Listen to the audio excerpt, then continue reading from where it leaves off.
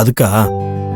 அது மட்டும் இல்ல வேலு, எப்படி கீர்த்திக்கு நாம எதிர்பார்த்த மாதிரி ஒரு நல்ல விஷயம் நடந்துச்சோ அதே மாதிரி கூடிய சீக்கிரம் இந்த வீட்ல மகா அன்னைக்கும் ஒரு நல்லது நடக்கணும்.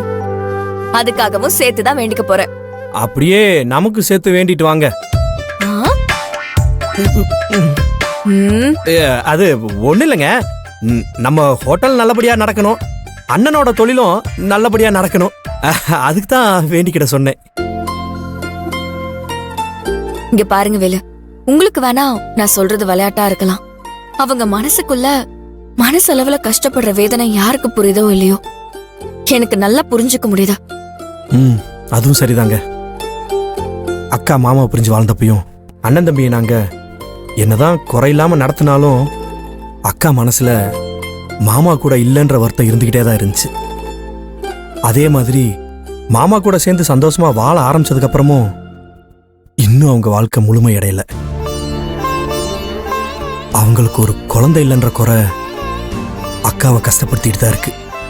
ஆமா வேலு, கல்யாணம் ஆகி இத்தனை வருஷம் ஆகியும் அண்ணி அவங்க கஷ்டத்தை வெளியில சொல்லலனாலும் அவங்க மனசுக்குள்ள என்ன வேதனை படும்னு நிச்சயம் என்னால புரிஞ்சுக்க முடியுது.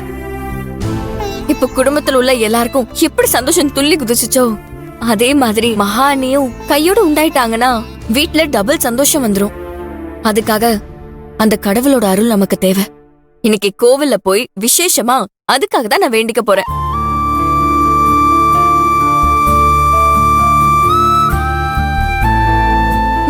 சார், என்ன அமைதி ஆயிட்டீங்க? இல்லங்க, இப்படி கொஞ்சம் கூட சுயநலம் இல்லாம எப்படிங்க உங்களால மட்டும் இருக்க முடியுது?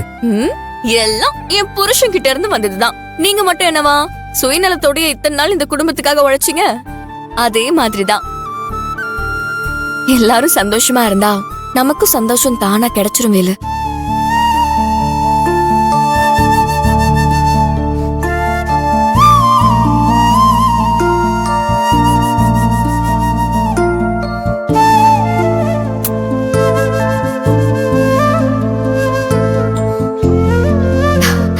சரி, டைம் ஆயிடுச்சு, கிளம்பலாமா? சரிங்க, நான் போய் பேண்ட் மாத்திட்டு வந்துடுறேன்.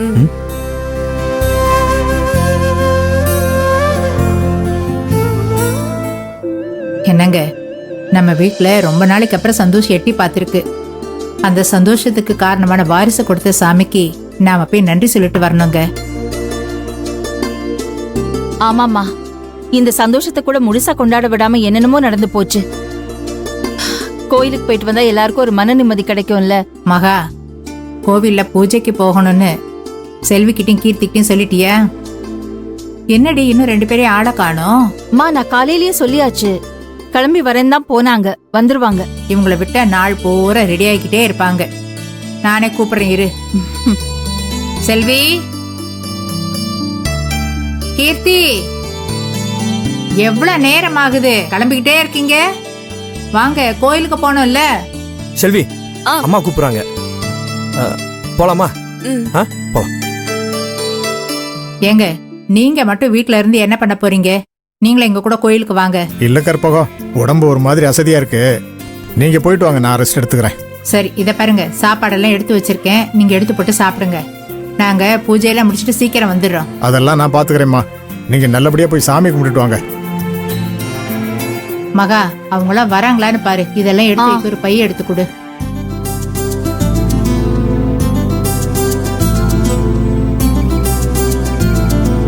வா வேலு, வாங்க வாங்க வாங்க.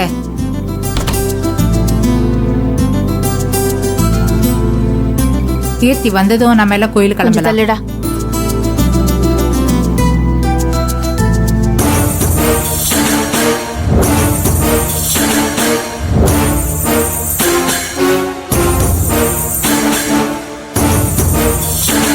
ஏ கீர்த்தி, பாத்து மெதுவா போ, பொறுமையா போ. வயித்துல புள்ளைய வச்சுக்கிட்டு ஏன் இப்படி அவசரப்படுற? சரிம்மா.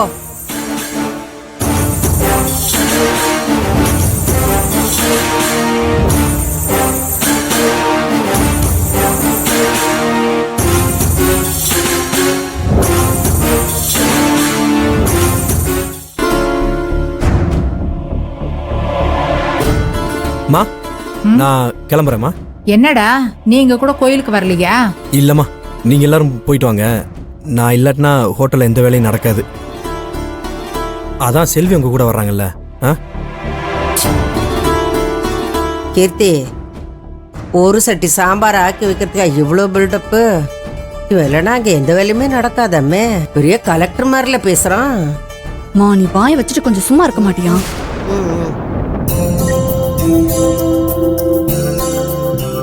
ஏங்க, யாருக்கு ஃபோன் பண்றீங்க?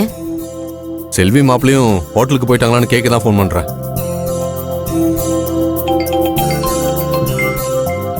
என்னங்க இது, இவனும் வரமாட்டேங்கிறான். இவனும் இல்லாம எப்படி கோயிலுக்கு போறது இப்ப? கற்பகம், செல்வி தான் அவன் கூட வரல. வேலு வந்தா ஹோட்டலை யார் பாத்துக்குவா? நீங்க மட்டும் போயிட்டு வாங்க, அவன் ஹோட்டலுக்கு போட்டோம். ஆமாம்மா, விட. பாவம், எதுக்கு நம்ம கூட வந்தா அவனுக்கு வேலை கெட்டு போயிடும். நாம போயிட்டு வந்துடலாம். சரி, நீ எல்லாத்தையும் எடுத்து வச்சிட்டல்ல, பூ மட்டும் வாங்கணும், போற வழியில வாங்கிக்கலாம். எல்லாம் எடுத்து வச்சிட்டமா. கற்பகம், மாசமா இருக்கிற பிள்ளைய கூட்டிட்டு போறோம். திரும்பி வர எவ்வளவு நேரம் ஆகும்னு தெரியல. கீர்த்தி குடிக்கிறதுக்கு ஏதாவது எடுத்து வச்சிருக்கியா? ஐயோ, நான் மறந்தே போயிட்டேனே. என்ன இதெல்லாம் நான் சொல்லியா தெரியணும்? நீயா செஞ்சிருக்க வேண்டாமா? அத்தை, கவலைப்படாதீங்க. நான் அவளுக்கு ஜூஸ் எல்லாம் போட்டு கார்ல எடுத்து வச்சிட்டேன். சரிங்க அண்ணி.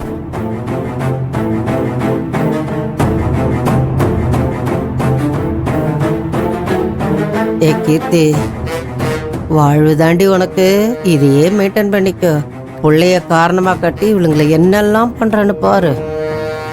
சரி, அப்ப நான் கிளம்புறேன். சரிப்பா. செல்வி, பத்திரமா கோயிலுக்கு போயிட்டு வாங்க. வரேன்க்கா. போயிட்டு பாத்து வாப்பா. போப்பா.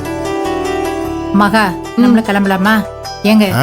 எல்லாத்தையும் சரி. எடுத்து வச்சிருக்கேன், சரி சாப்பிடுங்க. கற்பகம், போயிட்டு போயிட்டு வாங்க. வரோம் மாமா. அம்மாடி, கீர்த்தி வா, போயிட்டு வாங்க. ராஜேஸ்வரி வா. வா.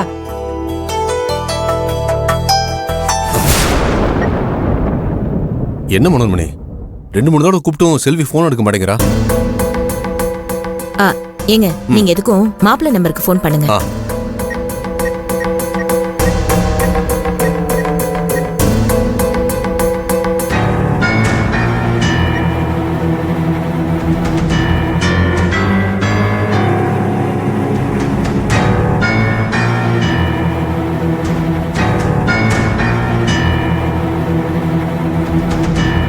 என்னங்க, என்ன யோசிச்சுட்டு இருக்கீங்க?